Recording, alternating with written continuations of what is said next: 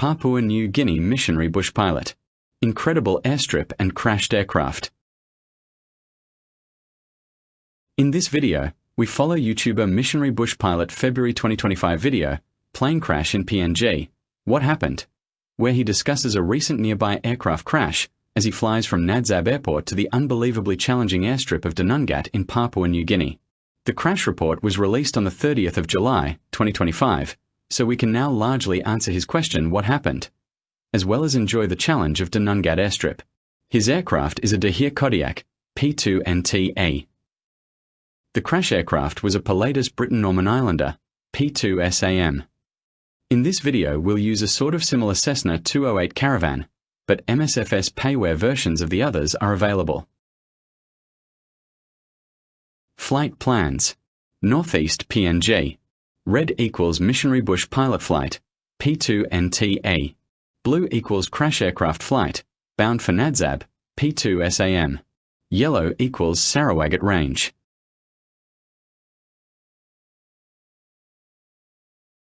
Welcome here to Papua New Guinea. My name is Ryan. I'm taking you guys on about an 11-minute flight today, heading over these mountains over here. We're sea level now. We have to go all the way up to almost 9,000 feet just to be able to get over the mountains. And today I'm going to be talking about a plane crash that recently happened. His home base was right here in Nadzab. AYNZ Nadzab International Airport, Leh, PNG. Drone footage, freeware scenery. A brief word on our departure airport, Nadzab. This airport is special to me as I was one of the engineers who rebuilt it in the 1970s from an old World War II airstrip as a gift from Australia to the then newly independent Papua New Guinea. During the war, it was captured from the Japanese through an historic Australia-American airborne operation and built into a major Allied airbase with 4 runways. For more on Nadzab, see my video of the 21st of March, 2022 WW2 number 24. Nadzab, Leh, PNG, first successful and best textbook major Allied airborne op of WW2.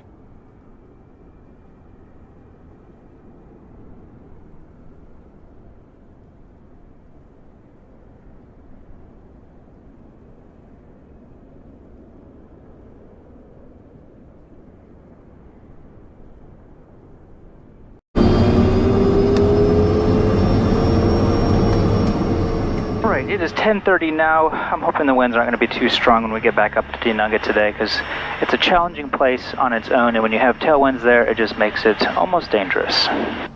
The place that we're going is called Dinangat. It's probably one of the most beautiful locations that we go to, and you actually land on a 1% downhill part of the mountain, so it's definitely a challenging place. You do not flare, you just kind of pull the power, put the flaps up, and land.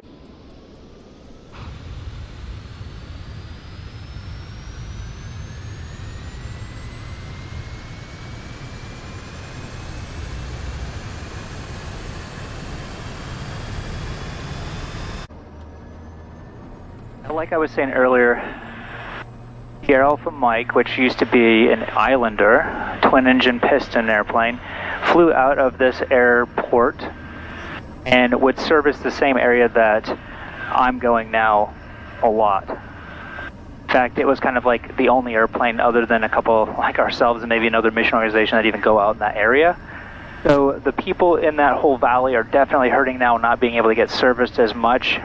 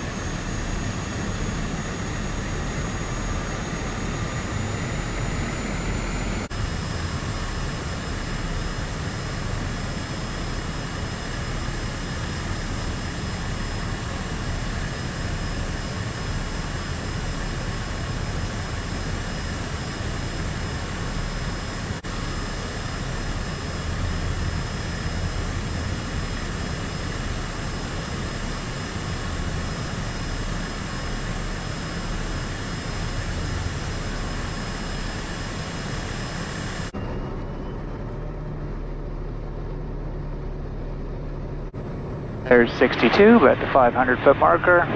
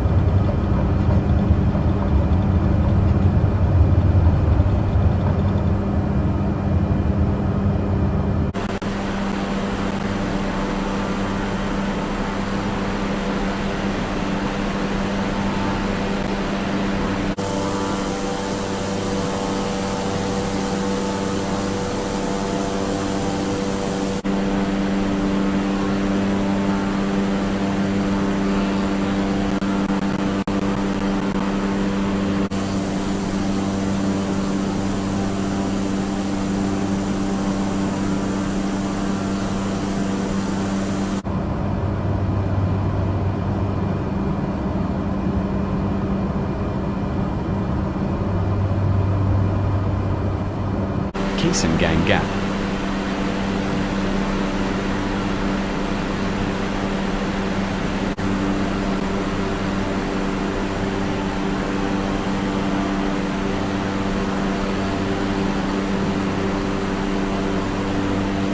Cedar Gap.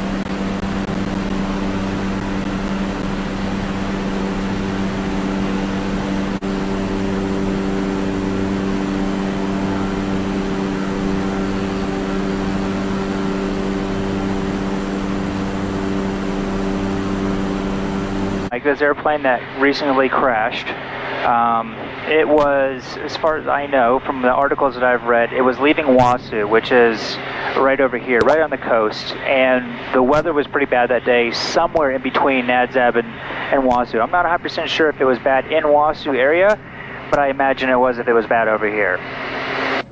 He was departing, and he would have probably flown over to Dinangat area, where I'm going, to that specific valley, because there's this huge mountain range all through here. So he would have had to come over here, fly up the valley, and then down over the same gaps that I'm going through, okay? But unfortunately, he crashed right there. But I wanted to bring up this story because it definitely does look like a lot of fun flying as a bush pilot here in New Guinea, and it really honestly is.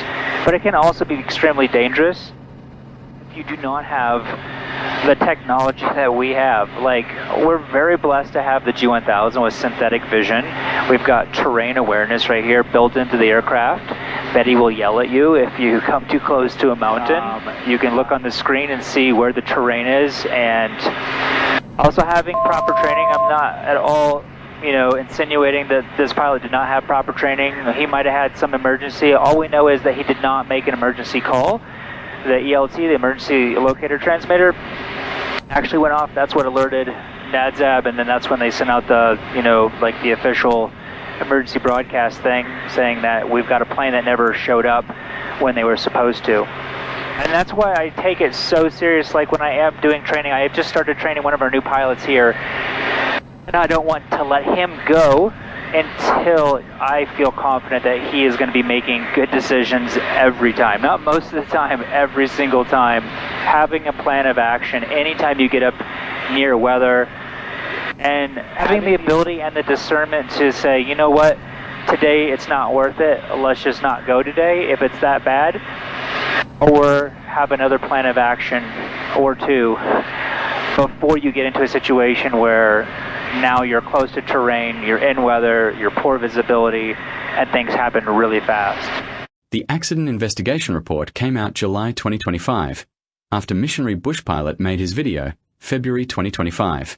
Although the circumstances of the crash are now known, the exact reasons are not, because all 5 on board were killed, the aircraft was destroyed by fire, there was no useful ATC communication, there were no ground witnesses, and there was no black box. The crash was found to be a climbing-controlled flight into terrain, into a cliff face near the top of a ridge, probably in rapid cloud and rain build-up over the ridge, a weather phenomena well known to pilots in PNG. Crash circumstances, 1 of 2.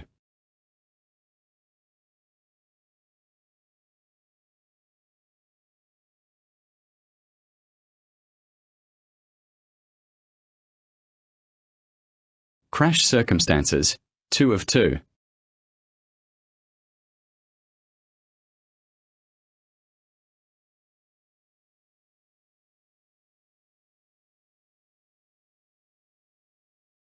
Not known why departure from standard route 1, pink, 1 of 2.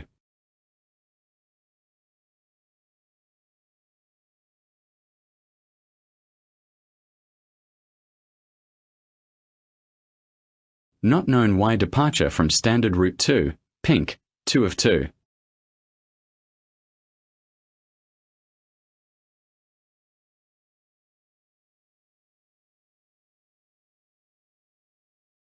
Investigation's main findings: flight over rising terrain with poor visibility and below best angle of climb, and if the aircraft had aural terrain warning, it had visual only, it may not have crashed. Minor findings: route differences between company guides and the iPad electronic flight bag, and the lack of another known safety route between Wasu and Nadzab. No recorded evidence of pilot competency in the flight area, incomplete pilot logbook records. And no evidence of weight and balance calculations, but weight and balance likely okay. That completes the crash investigation. Now back to Missionary Bush Pilot's flight to Dinangat.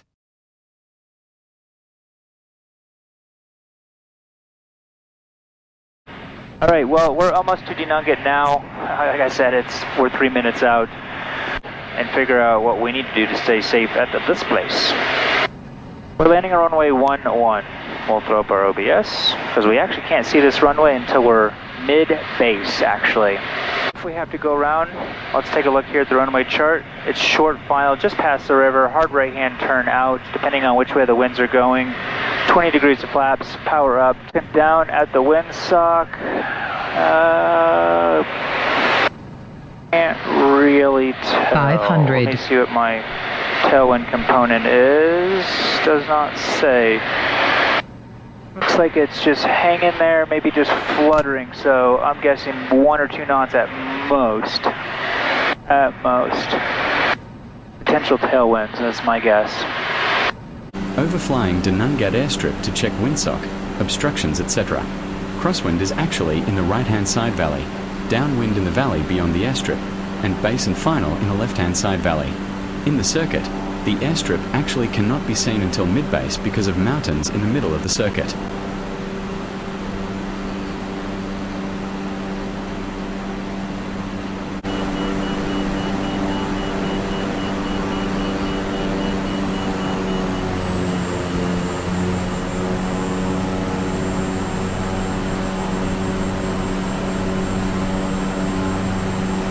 Turning back to join the circuit crosswind at 6,300 feet. AYDN Dinangat Aerodrome chart. Crosswind, 6,300 feet. Downwind, 5,900 feet. Base and final circuit legs are all in valleys. No go around, i.e. committed, after red bar on early final. Runway slopes down a little and then up a lot. Don't reverse thrust or brake too long, or else you'll roll back. Airstrip touchdown zone is 4,900 feet, so feet label on the vertical axis of the cross-section graph below must be an error, should be meters.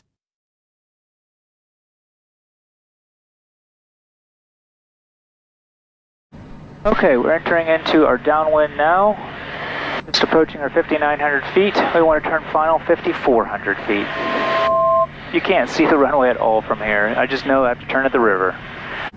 Okay, just now starting to see the runway. Coming up on our 5,400, we're slowing down to about 78 before turning final. There's full flaps, turning final. 5,420, slowing to 73.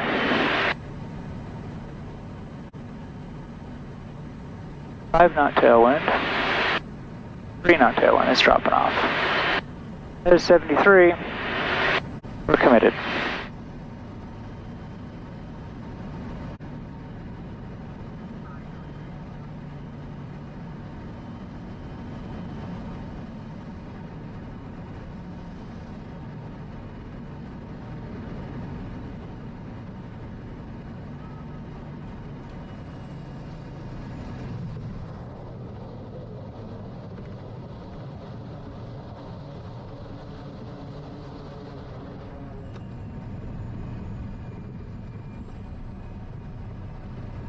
My turn. Joining crosswind. Airport is over the hill left-hand side. Should be okay. Been here lots of times before in MSFS.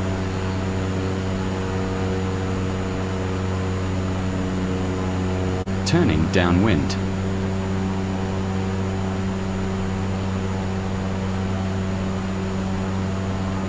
Turning base. Still cannot see the strip.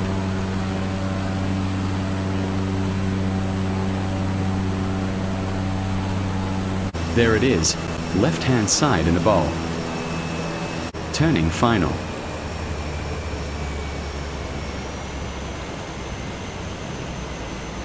Committed.